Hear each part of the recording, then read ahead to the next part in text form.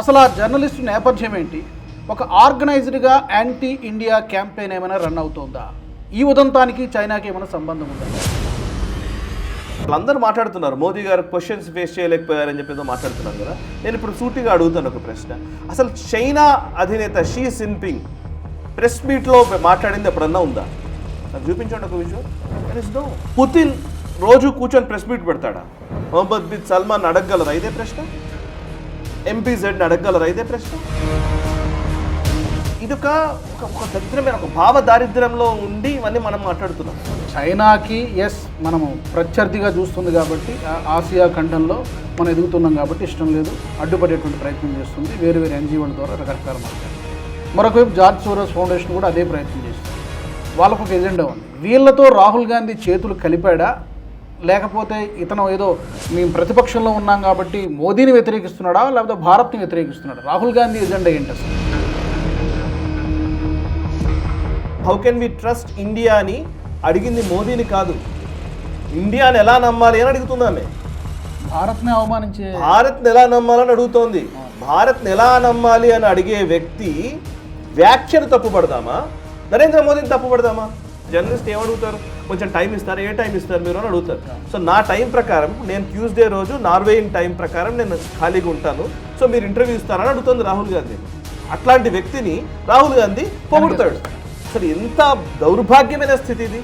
అది రాహుల్ గాంధీకి ఉన్నటువంటి గౌరవం. నమస్తే, వెల్కమ్ టు అన్ఫిల్టర్డ్. నార్వే వేదికగా భారత ప్రధాని నరేంద్ర మోదీని అవమానించే ప్రయత్నం జరిగింది. ఒక ఫారెన్ జర్నలిస్ట్, నార్వే జర్నలిస్ట్ ప్రధాని మోదీని కొన్ని ప్రశ్నలు అడిగేటువంటి ప్రయత్నం చేశారు. అయితే దానికి మోదీ సమాధానం చెప్పలేదు. ఈ ఉదంతాన్ని ఉద్దేశించి ఆమె సోషల్ మీడియాలో పోస్ట్ చేయడము, దానికి వెంటనే మన లోక్సభలో ప్రతిపక్ష నాయకుడు రాహుల్ గాంధీ దాన్ని ట్వీట్ చేయడము జరిగింది. అసలు ఆ జర్నలిస్ట్ నేపథ్యం ఏంటి? ఒక ఆర్గనైజ్డ్గా యాంటీ ఇండియా క్యాంపెయిన్ ఏమైనా రన్ అవుతుందా? ఈ ఉదంతానికి చైనాకి ఏమైనా సంబంధం ఉందా? ఇలాంటి చాలా ప్రశ్నలు ఉత్పన్నమవుతున్నాయి. Let's talk about it. నాతో స్టూడియోలో ఉన్నారు సీనియర్ జర్నలిస్ట్, అలాగే నేషనలిస్ట్ హబ్ CEO సాయికృష్ణ గారు. నమస్తే. అసలు ఎవరు ఈ హెల్లే లింగ్? ఎవరు? అంత అత్యున్నతమైనటువంటి పురస్కారం అందుకున్న తర్వాత చాలా ఒప్పందాలు ఈయన జరిగేవన్నీ కూడా జరిగాయి. ఈమె సడన్గా అక్కడ ప్రత్యక్షం కావడము, ఈమె ఏదో క్వశ్చన్ చేయడము, అసలు ఇష్యూ ఏంటి అసలు? అసలు బేసికల్లీ ఇక్కడ ఈ మొత్తం ఇన్సిడెంట్లో జరిగింది మనకు ఒకసారి నేను ఆల్రెడీ రైట్ యాంగిల్లో చెప్పాను, బట్ స్టిల్ మళ్ళీ ఒకసారి చెప్దాము. బేసికల్లీ ప్రధాని నరేంద్ర మోదీ గారు 5 దేశాల పర్యటన నడుస్తుంది. ఒకటి UAEకి వెళ్ళారు ఫస్ట్, ఆ తర్వాత యూరోపియన్ దేశాల్లో నెదర్లాండ్స్, స్వీడన్, నార్వే అండ్ ఇటలీలో పర్యటిస్తున్నారు. సో నార్వేకి వెళ్ళినప్పుడు అంటే అందులో మేజర్గా ఈ 4 దేశాలు కూడా యూరోపియన్ దేశాలు. ఈ 4 దేశాలకి ఎందుకు మోదీ గారు వెళ్ళారు అని అంటే కనుక చాలా కీలకమైనటువంటి విజిట్స్ ఇవి. యూరోపియన్ యూనియన్ తోటి భారతదేశానికి ఈ మధ్య కాలంలోనే ఒక ఫ్రీ ట్రేడ్ అగ్రిమెంట్ జరిగింది. మదర్ ఆఫ్ ఆల్ డీల్స్ అని ఉర్సులా వాన్ డెర్ లెయన్ ఆమె చెప్పిన పరిస్థితి. అంటే వరల్డ్ ఎకనామిక్ ఫోరంలో ప్రకటించింది. ఆ తదనంతరం మనం ఒప్పందం చేసుకున్నాం. యూరోపియన్ యూనియన్ తోటి భారతదేశానికి ఒప్పందం జరిగింది. ఆ ఒప్పందం తర్వాత ఒక ఫాలో అప్లో భాగంగా ఎక్కడెక్కడ ఇన్వెస్ట్మెంట్స్ రావాలి, మనకు వాళ్ళకి ఉన్నటువంటి మేజర్గా ద్వైపాక్షికంగా ఎలా మనము దాన్ని ముందుకు తీసుకెళ్లాలి అనే అంశానికి సంబంధించి ఒక ఫ్రేమ్వర్క్ బిల్డ్ చేసుకుంటున్నటువంటి టైంలో మనం ఉన్నాం. కాబట్టి ఆ ఫ్రేమ్వర్క్లో భాగంగా ముఖ్యంగా ఈ యూరోపియన్ దేశాల్లోని పెట్టుబడులు భారతదేశానికి వచ్చే విధంగా అండ్ ఆర్టిఫిషియల్ ఇంటెలిజెన్స్లో, లేకపోతే క్లైమేట్ విషయంలో, ఎనర్జీ విషయంలో అండ్ టెక్నాలజీ విషయంలో అనేక రంగాల్లో ఇచ్చిపుచ్చుకునే ధోరణిలో ఒక వాతావరణం ఉండడానికి వీలుగా ఈ ప్రధాని నరేంద్ర మోదీ గారి పర్యటన సాగింది. నిజానికి చెప్పాలంటే చాలా సిగ్నిఫికెంట్ టూర్. ఫస్ట్ UAEలో అద్భుతమైన ఒప్పందాలు చేసుకున్నారు ఎనర్జీకి సంబంధించి. మన భారతదేశంలో ఆయిల్ రిజర్వ్స్ పెంచే విధంగా UAE అంగీకరించింది, ఆ ఒప్పందం జరిగింది. సో ఇప్పుడు మనం భారతదేశంలోనే రిజర్వ్స్ పెట్టుకుంటే కనుక చాలా అద్భుతంగా మనం ఇంకా మెయిన్గా హార్మోజ్ స్ట్రైట్ ఇబ్బందులు ఇట్లాంటివి మనకు రాకుండా ఉండడం కోసం అది ఉపయోగపడుతుంది. సరే, ఆ పక్కన పెడదాం. ఫస్ట్ ఇప్పుడు మీరు అడిగిన ప్రశ్నలోకి వస్తే, నార్వే దేశంలో అసలు యాక్చువల్లీ నార్వే దేశానికి 45 సంవత్సరాల్లో భారత ప్రధాని ఎవరూ కూడా నార్వేకి వెళ్ళలే. సో మొట్టమొదటిసారి భారత ప్రధానిగా నరేంద్ర మోదీ గారు వెళ్ళారు. 48 ఏళ్ల తర్వాత భారత ప్రధాని వెళ్ళారు. అట్లాంటి సందర్భం అది. అండ్ నార్వేకి సంబంధించినటువంటి హయ్యెస్ట్ అవార్డు, అంటే విదేశీ ప్రతినిధులకు ఇచ్చేటువంటి అవార్డ్స్లో హయ్యెస్ట్ హానర్ ఏదైతే ఉందో అది నరేంద్ర మోదీ గారికి ఇవ్వడం జరిగింది. సో దానికి సంబంధించి కూడా మనం మాట్లాడుకున్నాం. అండ్ నరేంద్ర మోదీ గారికి కేవలం నార్వే మాత్రమే కాదు, ఈవెన్ స్వీడన్ కూడా ఇచ్చింది. నార్వే ఇచ్చిన అవార్డు పేరు grand cross of the royal Norwegian order of merit అంటారు. ఇది Norway's highest civilian honour for foreign leaders. And స్వీడన్కి సంబంధించి కూడా స్వీడన్ కూడా అదే ఇచ్చింది, order of the polar star అంటారు. ఇది కూడా Sweden's highest honours for foreign heads of the government. Okay, so Norway దేశ అధ్యక్షుడికి, నార్వేకి వెళ్ళినటువంటి భారత ప్రధానికి ఇద్దరి మధ్య మంచి చర్చలు జరిగాయి. అవుట్కమ్ కూడా చాలా బాగుండబోతోంది. అండ్ యూరోపియన్ యూనియన్తో చేసుకున్నటువంటి ఫ్రీ ట్రేడ్ అగ్రిమెంట్ వల్ల భారతదేశానికి, ఆయా దేశాలకు కూడా ఒక విన్ విన్ సిచ్యువేషన్ ఉండేలాగానే పని జరుగుతోంది. అంటే ఆల్మోస్ట్ చర్చలు జరుగుతూ ఉన్నాయి. ఇట్లాంటి టైంలో దీన్ని కట్ చేయడం కోసం, దీనికి ఉన్నటువంటి ప్రాధాన్యతను తగ్గించడం కోసం, ఒక హెడ్లైన్ని మార్చడం కోసం చేసినటువంటి ఒక ప్రయత్నం. ఆ ప్రయత్నం కూడా ఎలా చేశారు అని అంటే కనుక హెలెక్ లింగ్ అనే ఒక జర్నలిస్ట్, నిజంగా ఈమె జర్నలిస్ట్ అని అంటే కనుక ఆమెకు ఉన్న ఫాలోవర్స్, ట్విట్టర్లో ఫాలోవర్స్ ఏం పెద్దగా లేరు. అది కూడా ఈ లాస్ట్ 2-3 రోజుల్లోనే 14,000-15,000 మంది ఫాలోవర్స్ వచ్చారట. జస్ట్ ఈ ఇన్సిడెంట్ జరిగిన తర్వాత 10,000 మంది యాడ్ అయ్యారు. ఇప్పుడు మనం ఈ రికార్డ్ చేసే టైంకి ఆమె ఫాలోవర్స్ 28,000. అంటే 2 గంటల క్రితం 14,000 ఉండేది. అంటే ఏం లేదు, మోదీ గారి అంశం మీద, మోదీ గారి పైన చేసినటువంటి వ్యాఖ్య తర్వాత ఆమెకు 20,000 మంది ఫాలోవర్స్ పెరిగారు. 20,000. ఆమె అంతకుముందు 8,000 ఫాలోవర్స్ ఉన్నారు, అంతే. 7-8,000 ఫాలోవర్స్ కూడా లేరు నిజంగా మాట్లాడితే. ఆమె టైం లైన్ నేను అబ్జర్వ్ చేశాను. ఆమె టైం లైన్ చూస్తే కనుక ఆమె ఏ రోజు అంటే ఇంతకుముందు అసలు ట్వీట్స్ చేసిందే లేదు. ఆమె ఫస్ట్ నాకు తెలిసి ఈ ఇన్సిడెంట్ కంటే ముందు, అంటే నరేంద్ర మోదీ గారిని హెక్కిల్ చేయడానికి ఒక ప్రయత్నం చేసింది. Why don't you take my questions అని చెప్పేసి నరేంద్ర మోదీ గారిని అడగడము. ఆయన పట్టించుకోకుండా వెళ్ళిపోయారు. వెళ్ళిపోయిన తర్వాత ఆమె how can we trust India అని చెప్పేసి అడగడం, మినిస్ట్రీ ఆఫ్ ఎక్స్టర్నల్ అఫైర్స్కి సంబంధించిన కార్యదర్శి, విదేశాంగ కార్యదర్శి జార్జ్ గారిని అడగడము. సో అవన్నీ తెలిసినాయి కదా. దాని తర్వాత ఆమెకు ఫాలోవర్స్ ఈ మాత్రం పెరిగారు. సో ఆమె టైం లైన్ ఒకసారి చూస్తే, ట్విట్టర్ టైం లైన్లో చూస్తే ఆమె April 10, 2024 ఈ ఇన్సిడెంట్ కంటే ముందు 2024లో April 10th రోజున పోస్ట్ చేసింది ఆమె. అంతకుముందు 2022లో పోస్ట్ చేసింది. అంటే ఆమె ట్విట్టర్లో షీఈ్ నాట్ యాక్టివ్గా లేదు ఆమె. ఈ యొక్క ఇన్సిడెంట్ తోటే ఆమె యాక్టివ్ అవ్వడానికి ప్రయత్నం జరిగింది. First number 1. నెంబర్ 2, ఈ పర్టికులర్ ఇన్సిడెంట్ కంటే ముందు ఆమె ట్విట్టర్ అకౌంట్ కూడా వెరిఫికేషన్ జరగలేదు. వెరిఫికేషన్ మే నెలలో జరిగింది.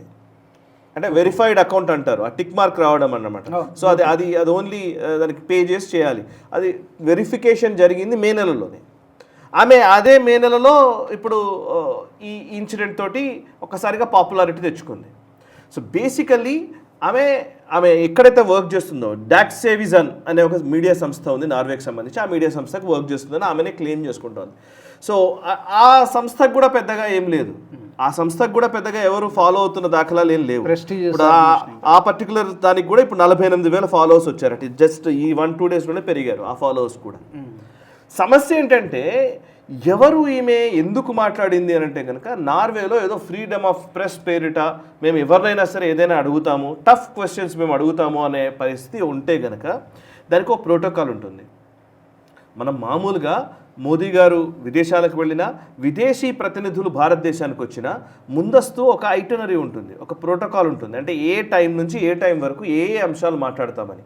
బిజినెస్ ఐకాన్స్ని కలవడానికి ఒక టైము, మీడియా వాళ్ళని కలవడానికి ఒక టైము, లేదా ఓన్లీ ఇద్దరు కలిసి ఫోటో ప్రదర్శన ఉంటుంది. యాక్చువల్లీ ఇద్దరు కలిసి 2 దేశాల అధినేతలు కలిసి ఇచ్చేటువంటి ఫోటో ఆప్స్ ఉంటాయి కొన్ని, వాటికి సంబంధించి ఒక వేదిక. ఫోటో ఆప్స్ తర్వాత ఒకవేళ ప్రెస్ బ్రీఫింగ్ ఇచ్చేది ఉంటే కనుక ఎవరు ప్రెస్ బ్రీఫింగ్ ఇస్తారు, ఇవన్నింటికి ప్రాపర్ ఐటనరీ, దానికి కావాల్సినటువంటి అన్ని ఇన్ఫర్మేషన్, కమ్యూనికేషన్ పర్ఫెక్ట్గా జరుగుతుంది. భారత విదేశాంగ శాఖ నుంచి అండ్ ఆ పర్టికులర్ దేశానికి సంబంధించినటువంటి విదేశాంగ శాఖ నుంచి ప్యూర్ పర్ఫెక్ట్ కమ్యూనికేషన్ జరుగుతుంది ప్రెస్కి, మీడియాకి. అండ్ మీడియా ప్రతినిధులు ఎవరు ఉండాలి అనే అంశానికి సంబంధించి కూడా పాస్లు అలొకేట్ చేయడం దగ్గర నుంచి ప్రతిదీ ఉంటుంది. ఇందులో మోదీ గారు ఆ నార్వే పర్యటనలో ప్రెస్ బ్రీఫింగ్ లేదు. మోదీ గారు ప్రెస్ మీట్ పెడుతున్నారన్న విషయం ఎవరికి చెప్పలేదు. కానీ మీరు మీద పడి క్వశ్చన్ అడుగుతాను, నేను ఆన్సర్ చెప్పాలి అని అంటే అలా కుదరదు. ఇప్పుడు మోదీ గారిని అడిగినట్టు వాళ్ళందరూ మాట్లాడుతున్నారు, మోదీ గారు క్వశ్చన్స్ ఫేస్ చేయలేకపోయారని చెప్పి ఏదో మాట్లాడుతున్నారు కదా. నేను ఇప్పుడు స్పష్టంగా సూటిగా అడుగుతాను ఒక ప్రశ్న.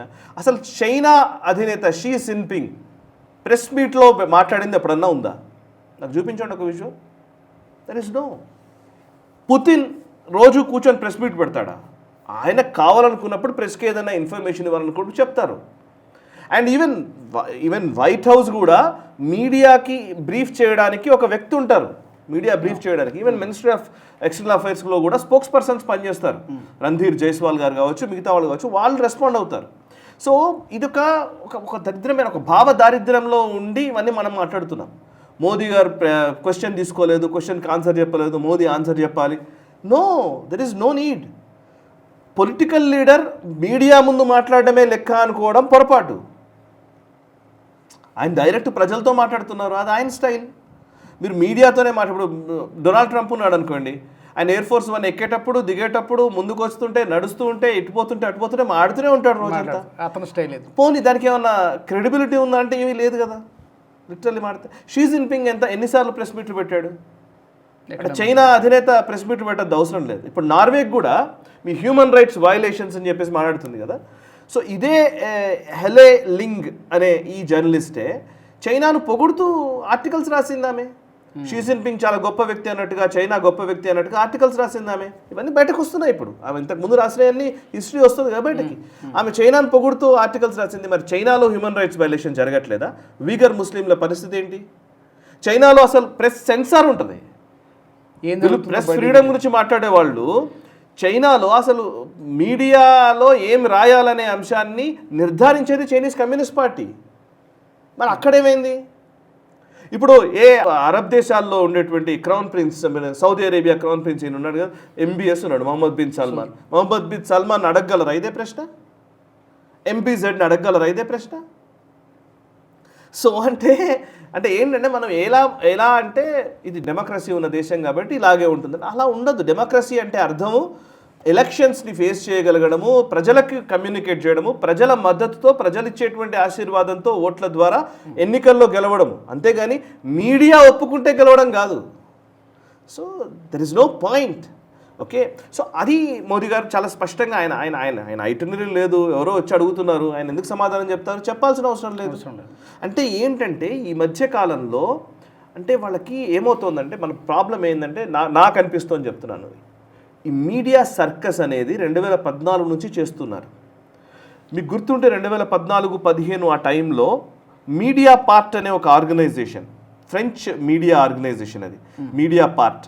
ఎప్పుడు ఇది టైం చెప్తాను నేను, 2018 ఆ టైంలో, అంటే 2019 ఎలక్షన్స్ కంటే ముందు ఫ్రాన్స్ భారత్ మధ్య రఫేల్ ఒప్పందం జరిగింది. అప్పుడు మీడియా పార్ట్ అనే ఫ్రెంచ్ మీడియా సంస్థ ఒక ఆర్టికల్ రాసింది, రఫేల్లో అవినీతి జరిగింది అని.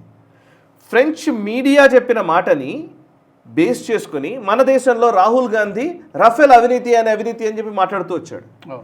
నిజానికి అంతకు ముందు ఎలా ఉండేదంటే, అంతకుముందు డిఫెన్స్ డీల్స్ ఎలా జరిగేదంటే, ఒక దేశానికి ఇంకో దేశానికి మధ్య డిఫెన్స్ డీల్ జరిగితే మధ్యలో మిడిల్ మెన్ ఉండేవాళ్ళు, మధ్యవర్తులు ఉండేవాళ్ళు. ఈ మధ్యవర్తులు డిసైడ్ చేసేది రేట్లు. ఈ సంస్థని ఆ పర్టికులర్ దేశాన్ని మధ్య కలపడంలో వీళ్ళు లాబీ ఉంటుంది అనమాట, ఒక లాబీ ఉంటుంది. ఆ లాబీలో మీడియా కూడా భాగం.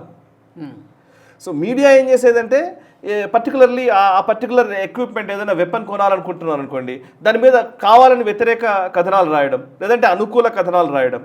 సో ఒక దేశానికి అనుకూలంగా కొత్త దేశం నుంచి డబ్బులు తీసుకొని ఆ దేశానికి అనుకూలమైన ప్రోడక్ట్స్ని ప్రమోట్ చేయడం, ఇట్లా ఒక మీడియా సర్కస్ నడిచేది. అప్పుడు అగస్టా వెస్ట్‌ల్యాండ్ స్కామ్ కానీ, బోఫోర్ స్కామ్ కానీ, ఇవన్నీ ఎట్లా బయటకు వచ్చాయి అని అంటే కనుక మిడిల్ మ్యాన్ మధ్యలో ఉండడం వల్ల. సో దానికి భిన్నంగా మోదీ ప్రభుత్వం వచ్చాక ఏం చేశారంటే, రఫేల్ యుద్ధ విమానాల కొనుగోలు ఎలా చేశామంటే, ఫ్రాన్స్కి భారత్కి మధ్య government to government deal, and France దానికి జవాబుదారీగా ఉంటుంది. ఫ్రాన్స్ గవర్నమెంట్ డసాల్ట్ అనే ఏవియేషన్ కంపెనీని మనకు అటాచ్ చేస్తుంది. అది డీల్ యాక్చువల్లీ. అందులో ఏదో అవినీతి జరిగిందని మీడియా పార్టీ అనే ఒక సంస్థ కథనాలు రాసింది. దానికి రాహుల్ గాంధీ ఇక్కడ రెచ్చిపోయారు పూర్తిగా. అసలు మొత్తం చూసారా, చౌకీదార్ చోర్ హే, అది ఇదని చెప్పి మాట్లాడుతూ వచ్చారు. తేలిపోయింది అదేం తప్పేం లేదు, అందులో బాగా జరిగిందని సుప్రీంకోర్టు చెప్పింది. రాఫెల్ డీల్ పర్ఫెక్ట్ అని సీల్డ్ కవర్లో డీటెయిల్స్ అన్ని ఇచ్చారు. యాక్చువల్గా డీటెయిల్స్ బహిర్గతం చేయాలని అడిగారు. బహిర్గతం చేయకుండా సీల్ కవర్లో జడ్జిలు చూసి ఎస్ దిస్ ఈస్ గుడ్ అని చెప్పి క్లీన్ చిట్ ఇచ్చారు. తర్వాత అఫ్కోర్స్ ఆయన క్షమాపణలు కూడా చెప్పారు రాహుల్ గాంధీ. అక్కడికి వదిలిపెట్టలే వీళ్ళు. వదిలిపెట్టకుండా మీడియా ద్వారా వర్కౌట్ కాలేదని షెర్పా అని ఇంకో ఆర్గనైజేషన్ ద్వారా అక్కడ పిల్ అయిపించారు, కోర్టుకు వెళ్ళారు. షెర్పా అనే ఆర్గనైజేషన్ ద్వారా. అది మీకు నేను చాలా స్టోరీస్ కూడా చేశాను. ఈ షెర్పా అనే ఆర్గనైజేషన్ ఏంటి అని అంటే కనుక, దీనికి ఫండ్ ఎవరు చేస్తారు ఈ ఆర్గనైజేషన్కి అంటే, ఓపెన్ సొసైటీ ఫౌండేషన్ ఫండ్ చేస్తుంది. జార్జ్ సోరోస్ ఫౌండేషన్ ఫండ్ చేస్తుంది. వాళ్ళ వెబ్సైట్లోనే ఉంటాయి డీటెయిల్స్ ఇవన్నీ. షెర్పా అనే సంస్థ. సో అంటే ఫస్ట్ ఒక మీడియా ద్వారా ఒక యాక్టివిటీ చేస్తారు, మీడియా ద్వారా కుదరనప్పుడు ఇంకో సంస్థను ఉపయోగించుకుంటారు. అదే టైంలో మళ్ళీ కొంతకాలానికి ఏం చేశారు, పెగాసెస్ అనే ఒక దాని మీద ఫర్బిడన్ స్టోరీస్ అని ఒక సంస్థ ఉంటుంది. ఈ ఫర్బిడన్ స్టోరీస్ అనే సంస్థ ఆర్టికల్ రాస్తుంది. ఈ ఫర్బిడన్ స్టోరీస్ ఏం చేస్తుంది, పెగాసెస్ అనేది ఒక సాఫ్ట్వేర్ వల్ల భారతదేశంలో నిఘా పెడుతున్నారు, విపక్షాలకు సంబంధించిన నాయకులు అందరి ఫోన్లను ట్యాప్ చేస్తున్నారు, ఇజ్రాయెల్ టెక్నాలజీని తెచ్చుకొని ఇది జరుగుతోంది అని ఫర్బిడన్ స్టోరీస్ ఒక స్టోరీ రాస్తుంది.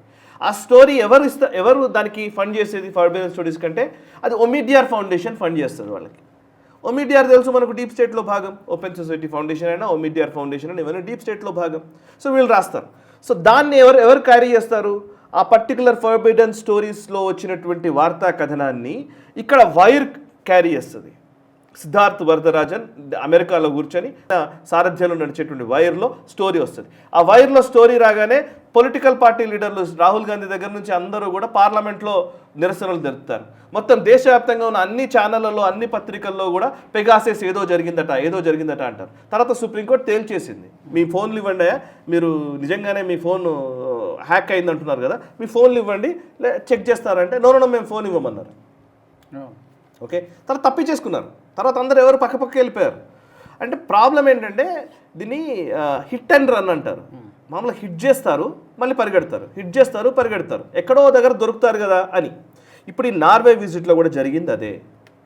ఈ పర్టికులర్ జర్నలిస్ట్ ఎవరైతే హెలే లింగ్ ఉందో తాను కేవలం అందులో స్టోరీ లేదు, అందులో నిజంగా ఆమె అడిగిన ప్రశ్న అంత గొప్పగా లేదు, నిజానికి మాట్లాడితే ఏం లేదు, ఆయన ఏమడిగింది ప్రశ్న, మేము ఎలా ట్రస్ట్ చేయాలన్నది అంటే ఆయన చాలా స్పష్టంగా సమాధానం చెప్పుకుంటూ వచ్చారు. విదేశాంగ కార్యదర్శి చాలా క్లియర్గా చెప్పారు, మా సివిలైజేషన్ 5000 సంవత్సరాల సివిలైజేషన్, మమ్మల్ని మీరు నమ్ముతారా నమ్మరా అని మీరు అడుగుతున్నారా. అసలు బేసికలీ ఇంకొక ప్రశ్న ఉంది నాకు యాక్చువల్లీ, అసలు నార్వే భారత్ మధ్య ఒప్పందం విషయంలో ఇప్పుడు ఆమె అడిగింది ఏంటి, మేము మిమ్మల్ని ఎలా నమ్మాలి, how can we trust you అని అడిగింది. No, don't trust, you ask your government to trust, you ask your government this question, అంతే కదా. ప్రభుత్వాన్ని అడగండి, మమ్మల్ని ఎంత ట్రస్ట్ చేస్తున్నాను, నేనేంటి ప్రూవ్ చేసేది, మీ నార్వే గవర్నమెంట్ మాతో ఒప్పందం చేసుకుంటుంది, మీరు ఆయనని అడగండి ప్రశ్న. నేను నిన్ను నమ్మించట్లే, ఈ జర్నలిస్ట్ని నమ్మించట్లే, నేను ప్రభుత్వానికి చెప్తున్నాము, ఆ ప్రభుత్వం నమ్మితే నమ్మింది లేకపోతే లేదు. అంటే పాయింట్ ఏంటంటే వీళ్ళ దురహంకారం, వీళ్ళ హెజిమనీ. అంటే మేము గొప్పవాళ్ళము, మీరు తక్కువ వాళ్ళు, మీరంతా థర్డ్ వరల్డ్ కంట్రీస్, మీకు అసలు ఏ సివిలైజేషన్ లేదు, మీకు ఏది తెలియదు. అందుకే చాలా స్పష్టంగా చెప్పారు జార్జ్ గారు, విదేశాంగ కార్యదర్శి జార్జ్, ఆయన చెప్పింది చాలా స్పష్టంగా, మా సివిలైజేషన్ 5000 సంవత్సరాల క్రితంది, నార్వే ఉందో లేదో తెలియదు ఎవరికి. నార్వే ఇంత ముక్క భారతదేశంలో ముఖ్యంగా చెప్పాలంటే మన హైదరాబాద్ జనాభాతో సమానం అనుకుంటాను నాకు తెలిసి, అంత పెద్దగా ఏమి ఉండదు. సో వాళ్ళు మనది, ఆయన విదేశాంగ కార్యదర్శి అన్నది కూడా అదే, 1/6 ఆఫ్ పాపులేషన్ ప్రపంచ జనాభాలో 6వ వంతు జనాభా భారతదేశంలో ఉంది, కానీ 6వ వంతు ప్రాబ్లం మేము ఇవ్వట్లేదు అన్నారు. అంటే మీరు ప్రాబ్లమ్స్ క్రియేట్ చేస్తున్నారు, మేము ఇవ్వట్లే. యూరప్ తన ప్రాబ్లమ్స్ అన్నీ కూడా ప్రపంచం చూడాలనుకుంటుంది, కానీ ప్రపంచ ప్రాబ్లమ్స్ ఏవి యూరప్ పట్టించుకోదు అని ఇదివరకు జయశంకర్ గారు అన్నారు. సో వీళ్ళందరూ ఏంటంటే ఈ వెస్టర్న్ హిపోక్రసీని డీప్ స్టేట్కి అనుసంధానించబడి పనిచేస్తున్నటువంటి వ్యక్తులు అందరూ కలిసి మోదీని లేకపోతే బీజేపీని లేకపోతే ఆర్ఎస్ఎస్ని, మొన్న రామాధవ్ గారు కూడా యుఎస్కి వెళ్తే యుఎస్ ట్రిప్లో కూడా ఇట్లాగే ఒకటి వచ్చి హెక్కలు చేశాడు రామాధవ్ని, నువ్వెందుకు వచ్చావు ఇక్కడికి, ఆర్ఎస్ఎస్కి ఏం పని ఇక్కడ, అది ఇది అని మాట్లాడతారా. అసలు నువ్వు రావడం ఏంటి, నువ్వు పిలిస్తే వచ్చాడా రామాధవ్ అనే వ్యక్తి, ఆయనకున్నటువంటి పాండిత్యము, ఆయనకున్నటువంటి తెలివితేటలకు నీకేమైనా సంబంధం ఉందా. మీ దేశము, అమెరికా అనే దేశము రూల్ ప్రకారం వీసా ఇస్తే ఆ వీసాతోటి అక్కడ ఉన్న సంస్థ ఏదో వాళ్ళు హడ్సన్ ఇన్స్టిట్యూట్ అనుకుంటా, వాళ్ళు హోస్ట్ చేసి ఈయనను ఇన్వైట్ చేస్తే వెళ్ళారు ఆయన. సో అంటే పాయింట్ ఏంటంటే మీరేంటి, మీరెవరు, నువ్వెవరు, నీతోనేంటి, నాకు ఈ భావజాలం ఉంది చూసారా, ఇది చైనా లాంగ్వేజ్. ఆ చైనా ఎందుకు చైనా చేస్తుంది అని అంటే, యూరోపియన్ యూనియన్ అనేది చైనా కనుసన్నల్లో పనిచేసేది, చైనా మీద డిపెండ్ అయ్యేది. చైనా నుంచి వాళ్ళు ఇప్పుడు చైనా +1 అనే పాలసీలోకి వస్తున్నారు. చైనా మాత్రమే కాదు, మనం వేరే దేశాలను చూసుకోవాలి, ప్రత్యామ్నాయాల వైపు అడుగులు వేయాలని యూరోపియన్ దేశాలు భావించి వాళ్ళు ఇంకో వైపు అడుగులు వేస్తున్న టైంలో భారత్ ఆ ప్రత్యామ్నాయం అవుతోంది. చైనాకు ఆల్టర్నేట్గా భారత్ మారుతోంది. కాబట్టి ఈ నార్వే మిగతా దేశాలకు ఉన్నటువంటి కనెక్షన్ని కట్ చేయాలంటే వాళ్ళకు సున్నితమైన అంశం, యూరోపియన్ దేశాల్లో సున్నితమైన అంశాలు ఏంటి అంటే వాళ్ళకి ఇస్లామోఫోబియా, ఈ లిబరల్ థాట్ ప్రాసెస్, ముఖ్యంగా human rights violation, press freedom of expression, ఇవి ఒక మెంటల్ బ్లాకేడ్లో ఆ దేశాలు ఉంటాయి. సో వాటిని టచ్ చేయాలనుకుంది చైనా ఈ హెలే లింక్ ద్వారా. అది జరిగింది. దానికి అఫ్కోర్స్ మన రాహుల్ గాంధీ గారు ఉండనే ఉన్నారు. అంటే ఇప్పుడు చైనాకి మనము ప్రత్యర్థిగా చూస్తుంది కాబట్టి ఆసియా ఖండంలో మనం ఎదుగుతున్నాం కాబట్టి ఇష్టం లేదు, అడ్డుపడేటువంటి ప్రయత్నం చేస్తుంది వేరు వేరు ఎన్జిఓల ద్వారా రకరకాల మార్గాలు. మరొకవైపు జార్జ్ సోరోస్ ఫౌండేషన్ కూడా అదే ప్రయత్నం చేస్తుంది. వాళ్ళకు ఒక ఎజెండా ఉంది. వీళ్ళతో రాహుల్ గాంధీ చేతులు కలిపాడా, లేకపోతే ఇతను ఏదో మేము ప్రతిపక్షంలో ఉన్నాం కాబట్టి మోదీని వ్యతిరేకిస్తున్నాడా, లేకపోతే భారత్ని వ్యతిరేకిస్తున్నాడా? రాహుల్ గాంధీ ఎజెండా ఏంటి అసలు ఇక్కడ? రాహుల్ గాంధీ ఇప్పుడు ఆప్ ఇండియాలో ఒక స్టోరీ వచ్చింది. యాక్చువల్లీ రాహుల్ గాంధీ 2017 నుంచి ఇప్పటివరకు అనేక సార్లు నార్వేలో పర్యటించారు. నార్వేలో భారత ప్రధానులు ఎవరూ వెళ్ళలేదు 48 సంవత్సరాల్లో. బట్ రాహుల్ గాంధీ 2017లో విజిట్ చేశాడు, 2018లో వెళ్ళాడు, 2023లో వెళ్ళాడు. సో అనేక సార్లు నార్వేకి వెళ్ళాడు. సో నార్వేకి వెళ్ళడం తప్పని అనట్లేదు, వెళ్ళవచ్చు కాక. బికాస్ ఆయన ఇటలీ, వాళ్ళ యాన్సెస్టర్స్ అంతా ఇటలీ కదా వాళ్ళు ఉన్నది. అదే యూరోపియన్ దేశాలకు సంబంధించినటువంటి సంతతి ఆయనకి వాళ్ళకు ఉండవచ్చు కాక. యూరోపియతో ఉన్నటువంటి అనుబంధం ఉంటుంది, ఎందుకంటే పాపం వాళ్ళ ఫ్యామిలీ మెంబర్సే ఉంటారు అక్కడ, అంతా ఉండవచ్చు కాక. బట్ ద పాయింట్ ఈజ్, ఇప్పుడు ఈ జర్నలిస్ట్ అడిగిన వెంటనే ఆయన రెస్పాండ్ అయిన విధానం చూడండి. జర్నలిస్ట్ ఒక ట్వీట్ చేసి ఒక వీడియో షేర్ చేయగానే ఆ వీడియోని కోట్ చేస్తూ ఈయన ఒక ట్వీట్ చేశాడు. ఏమని? When there is nothing to hide, there is nothing to fear. What happens to India's image when the world sees a compromised PM panic and run from a few questions. ఇది Rahul Gandhi statement. Same ఆయన అడిగిన దాన్ని నేను decode చేద్దాం. Just ఆయన అడిగిన దాన్ని నుంచి అర్థం. When there is nothing to hide, there is nothing to fear. Right? అసలు దాచడానికి ఏమీ లేనప్పుడు భయపడాల్సిన అవసరం లేదు అన్నారు. రైట్? మరి రాహుల్ గాంధీ గారు ఎన్నో ట్రిప్స్లు, సీక్రెట్ ట్రిప్స్ ఎందుకు వెళ్ళారు? ఎందుకు దాచుతున్నారు? ఎందుకు దాచారు? మీ ట్రిప్స్ ఎందుకు దాచారు? ఓపెన్ బుక్గా ఉండొచ్చు కదా. సిఆర్పిఎఫ్కి చెప్పకుండా ఎందుకు వెళ్ళారు రాహుల్ గాంధీ? చెప్పాలి యాక్చువల్గా. అయితే ఎప్పుడు చెప్పలేదు, చాలాసార్లు చెప్పలేదు కదా. మొన్నటి వరకు మనం నేను ఒక వీడియో కూడా చేశాను, ఫుల్ ఫ్లెడ్జ్డ్గా అన్ని డీటెయిల్స్తో కూడినటువంటి వీడియో చేశాను. మన ఈవెన్ సంబిత్ పాత్ర కూడా అడుగుతున్నారు కదా. రాహుల్ గాంధీ ఇక్కడ అదే మనం మాట్లాడేటప్పుడు మాట్లాడేసి ఇది మోదీకి ఆపాదించేసి వెళ్ళిపోతాం అనుకుంటే కుదరదు కదా. When there is nothing to hide, there is nothing to fear. దాచడానికి ఏమీ లేనప్పుడు భయపడాల్సిన అవసరం లేదు అని అంటున్నావు కదా. మరి ఎందుకు నువ్వు దాచుతున్నావు నీ ట్రిప్స్ని? Let Rahul Gandhi answer this. Right? Number 2, what happens to India's image when the world sees a compromised PM panic and run from a few questions. India's ఇమేజ్కి ఏమవుతుంది? ఇంత దారుణం ఇది. ఇప్పుడు ఒక మనిషి, ఒక ప్రధానమంత్రి సమాధానం చెప్పకుండా, ఒక ఫ్యూ క్వశ్చన్స్ ఆన్సర్ చెప్పకుండా భయపడి ప్యానిక్ అయిపోయి పరిగెత్తాడు అంటే భారత ఇమేజ్కి భంగం కదా అని చెప్తున్నాడు రాహుల్ గాంధీ. నేను సేమ్ క్వశ్చన్ నేను అడుగుతున్నాను. అసలు బేసికల్లీ ప్రధానమంత్రి ప్యానిక్ అయి పారిపోయినట్టుగా ఎవరికైనా అనిపించిందా? ఒక అనామకమైన ఒక జర్నలిస్టు, ఆ జర్నలిస్టో కాదో కూడా తెలియని వ్యక్తి ప్రోటోకాల్కి విరుద్ధంగా భారత ప్రధానిని అవమానించాలనుకునే ప్రయత్నం చేసింది ఆమె. అడిగిన ప్రశ్న మోదీని కాదు, how can we trust you అని, how can we trust India అని అడిగింది మోదీని కాదు. ఇండియాని ఎలా నమ్మాలి అని అడుగుతుందామే. భారత్ని ఎలా నమ్మాలని అడుగుతోంది. భారత్ని ఎలా నమ్మాలి అని అడిగే వ్యక్తి వ్యాఖ్యను తప్పుపడదామా, నరేంద్ర మోదీని తప్పుపడదామా?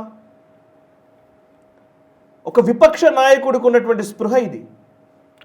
ఒక విపక్ష నాయకుడు, భారతదేశానికి కాబోయే ప్రధాని అని చెప్పుకునేటువంటి రాహుల్ గాంధీ స్పృహ ఇది.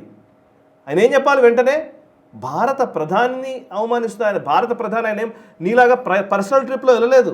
రాహుల్ గాంధీ సిఆర్పిఎఫ్కి చెప్పకుండా, ఎన్ఎస్జీకి చెప్పకుండా వెళ్ళే ప్రైవేట్ ట్రిప్ కాదది. నేను హోలీ సెలబ్రేషన్స్ కోసం యాంటోనియా మైనో తల్లి, ఆయన వాళ్ళ గ్రాండ్ మదర్ ఉంది, వాళ్ళ అమ్మమ్మ మైనో కోసం దగ్గరికి వెళుతున్నాను అని చెప్పి ఆయన ఏదో పర్సనల్ ట్రిప్కి వెళ్ళలేదు నరేంద్ర మోదీ గారు వెళ్ళింది భారత ప్రధానిగా, అధికారిక పర్యటనగా ఆయన అక్కడికి వెళ్ళారు. So who the hell are you? ఎవరిని అవమానిస్తున్నారు? భారత ఇమేజ్ పోతోంది. So basically few questions face చేయడానికి ప్యానిక్ అయిపోయాడు అని చెప్తున్నారు Rahul Gandhi. So let's see ఒకసారి. సరే, ఇప్పుడు ప్రెస్ మీట్ పెట్టట్లేదని నరేంద్ర మోదీ గారిని. నరేంద్ర మోదీ గారు ముఖ్యమంత్రిగా ఎప్పటి నుంచో ఎన్నో ఇంటర్వ్యూలు ఇచ్చారు, ఎన్నో మాటలు మాట్లాడారు, ఎన్నో చేశారు. ఈ సెలెక్టివ్ మాటలు మాట్లాడే వాళ్ళ దగ్గరికి ఆయన వెళ్ళరు. ఆయన అసలు డైరెక్ట్గా ప్రజలతో లింక్ అవ్వాలని అనుకుంటారు. ఓకే, వేళ నెక్స్ట్ ఇంకోటి, Arnab Goswami frankly speaking interview చూద్దాం. రాహుల్ గాంధీ ఎంత గొప్పగా ఆన్సర్స్ చెప్పాడో అర్థమవుతుంది. ఒకసారి ఫ్రాంక్లీ స్పీకింగ్ అని కొడితే అర్నబ్ గోస్వామి అండ్ రాహుల్ గాంధీ మధ్య ఇంటర్వ్యూ చూస్తే అప్పుడు అర్థమవుతుంది ఎవరు స్ట్రాంగ్గా సమాధానం చెప్పగలరని. సో ఇప్పుడు అంటే ఒక మాట బేసికల్లీ విదేశీ గడ్డ మీద ఉన్నటువంటి వ్యక్తిని ఒక అనామకమైన ఒక జర్నలిస్ట్ వచ్చి ఉట్టిగా ప్రశ్నించేసి ఆమె ఏదో మాట్లాడేసి కొంచెం పాపులారిటీ కొడదామని ఆమె అనుకుంటూ ఉంటే ఆమెకు వంతపడుతున్నాడు రాహుల్ గాంధీ. ఇంకో దరిద్రం ఏంటంటే ఆయన పెట్టిన ట్వీట్కి ఇదే హెలే లింగ్ ఒక ట్వీట్ చేసింది. ఏమని తెలుసా అసలు? ఆమె చేసిన ట్వీట్ చదువుతాను నేను. అసలు చాలా చాలా చాలా చాలా బాధేసింది ఒక రకంగా చెప్పాలంటే. ఏమని? హెలెలింగే ఆయనని రాహుల్ గాంధీ పెట్టిన ట్వీట్కి ఇందాక నేను చెప్పిన మాటకి భయపడుతున్నావు ఎందుకు, ఇది ఇండియా ఇమేజ్కి భంగం అని చెప్పి ఆయన పెడితే ఆమె ఒక రిప్లై ఇస్తూ ఒక పెట్టిందనమాట. హలో రాహుల్ గాంధీని సంబోధిస్తూ, hello would you be available for a phone interview Tuesday Norwegian time? It would be interesting to hear how you view the visit to Norway. ఎంత హెజిమనస్ వ్యాఖ్యలో చూడండి. రాహుల్ గాంధీని అడిగింది ఆమె, రాహుల్ గాంధీని కొంచెం ఫ్రీ ఫోన్ ఇంటర్వ్యూ ఇస్తావా, కనీసం కట్టేసి కూడా లేదా ఆమెకి. అట్లాంటి ఆమె ఈయన వెనకేసుకు వస్తాడు basically. Hello would you be available for a phone interview Tuesday Norwegian time. మళ్ళీ అందులో కూడా ఆమె టైం చెప్పుకుంటోంది, ఈయన టైం అడగట్లే. మీరు నాకు టైం ఇస్తారా? మామూలుగా ఎవడైనా జర్నలిస్ట్ ఏమడుగుతారు, కొంచెం టైం ఇస్తారా, ఏ టైం ఇస్తారు మీరు అని అడుగుతారు. సో నా టైం ప్రకారం నేను ట్యూస్డే రోజు నార్వేయిన్ టైం ప్రకారం నేను ఖాళీగా ఉంటాను, సో మీరు ఇంటర్వ్యూ ఇస్తారని అడుగుతుంది రాహుల్ గాంధీని. అట్లాంటి వ్యక్తిని రాహుల్ గాంధీ పొగుడుతాడు. అసలు ఎంత దౌర్భాగ్యమైన స్థితి ఇది. ఆమె ట్వీట్ అయింది, నేను చెప్పేది కాదు. హలో రాహుల్ గాంధీ అంటే ఒక విపక్ష నాయకుడు. నేను మోదీ గారిని అవమానించడం గురించి మాత్రమే మాట్లాడట్లేదు. ఈవెన్ రాహుల్ గాంధీకి కూడా రెస్పెక్ట్ ఇవ్వాలి ఆ జర్నలిస్ట్, ఎవరైనా సరే కదా. అండ్ మీరు మళ్ళీ మీరు నాకు ఇంటర్వ్యూ ఇస్తారనడం వేరు. డైరెక్ట్గా పబ్లిక్ డొమైన్లోనే డైరెక్ట్ ట్విట్టర్లోనే పెట్టేసింది ఆమె. ఫోన్ ఇంటర్వ్యూ ఇస్తారా? ఆమె కన్వీనియంట్ టైం ట్యూస్డే రోజు నార్వేజింగ్ టైం ప్రకారం మీరు ఇంటర్వ్యూ ఇస్తారా? అది లెక్క. అది రాహుల్ గాంధీకి ఉన్నటువంటి గౌరవం. సో ద పాయింట్ ఈజ్ మనం అర్థం చేసుకోవాల్సింది వెస్ట్రన్ మీడియా హిపోక్రసీ.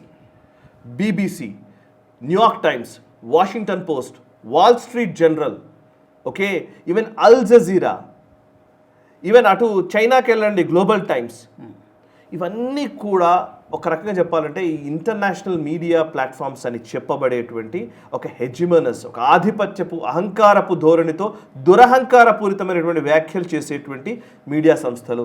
వీటి లెజిటిమసీని మనం పట్టించుకోవాల్సిన అవసరం లేదు. అందుకే ministry of external affairs secretary అయినటువంటి జార్జ్ గారు ఈ సమాధానం చెప్తూ ఆయన చెప్పిన మాట అదే. ఢిల్లీ కేంద్రంగా సుమారు 200 మీడియా అవుట్లెట్స్ ఉన్నాయి మన భారతదేశంలో, విభిన్న భాషల్లో, విభిన్నమైనటువంటి లాంగ్వేజ్లో, ఒక రకంగా చెప్పాలంటే అనేక సంస్కృతుల్ని మేళవించి నడుస్తున్నటువంటి భారతదేశం, 140 కోట్ల జనాభా ఉన్నటువంటి దేశం, 100 కోట్ల జనాభా ఓట్లు వేసి గెలుచుకునే ప్రభుత్వం. ఒకవేళ నిజంగానే ప్రజాస్వామ్యం ఎంత పరిఢవిల్లుతోంది అని అంటే కనుక ఇక్కడ ప్రభుత్వాన్ని ఓట్ల ద్వారా మార్చుకునే అవకాశం ఉంది. యూరోపియన్ దేశాల్లో అక్కడ ఇక్కడ మహిళలకు ఓటు హక్కు రావడానికి సంవత్సరాలు పట్టింది. భారతదేశంలో ఇండిపెండెన్స్ వచ్చిన నాటి నుంచే మనం మహిళలకు ఓటు హక్కునిచ్చాం. సో అట్లాంటి కాన్స్టిట్యూషన్, అట్లాంటి రాజ్యాంగం, అట్లాంటి చరిత్ర ఉన్నటువంటి భారతదేశాన్ని అవమానపరిచే విధంగా ఒకరు మాట్లాడుతుంటే దానికి వత్తాసు పలికేటువంటి ప్రతిపక్ష నాయకులు మాత్రం ఖచ్చితంగా సిగ్గుపడాలి. అంతకుమించి ఏం చెప్పలేం. ఒక వ్యక్తిపై ద్వేషాన్ని, పార్టీపై ద్వేషాన్ని దేశం పైన ద్వేషంగా మార్చేసుకున్నట్టుగా కనబడుతుంది Rahul Gandhi. That is very unfortunate.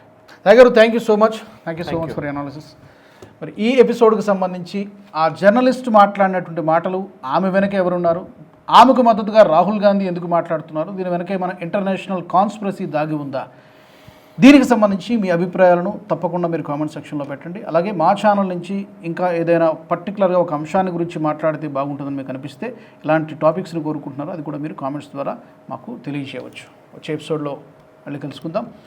జై హింద్. ఈ వీడియో మీకు నచ్చినట్టయితే లైక్ చేయండి, 10 మందికి షేర్ చేయండి. అలాగే కామెంట్ల రూపంలో మీ అభిప్రాయాలను మాతో పంచుకోండి. Nationalist hub group of channels ను సబ్స్క్రైబ్ చేసుకుని తెలుగునాట జాతీయవాద జర్నలిజాన్ని ప్రోత్సహించండి. ఈ వీడియో కింద ఉన్న బెల్ ఐకాన్ పై క్లిక్ చేయడం మర్చిపోవద్దు.